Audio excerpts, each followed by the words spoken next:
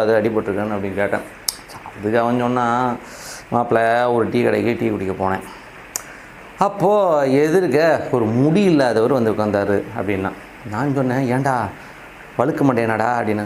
மாப்பிள்ள அந்த மாதிரிலாம் சொல்லாத, மற்றவங்க மனசு புண் பண்ணுற மாதிரி எதுவும் சொல்லக்கூடாது, எங்கள் ஆயா சொல்லியிருக்கு அப்படின்னு சொன்னான்.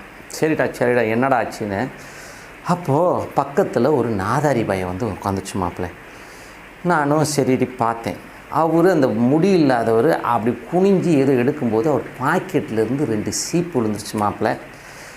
அப்போது இந்த பக்கத்தில் உட்காந்துருந்த நாதாரி, இந்த மண்டைக்கு 2 சீப்பான்னு கேட்டுவிட்டான்பா.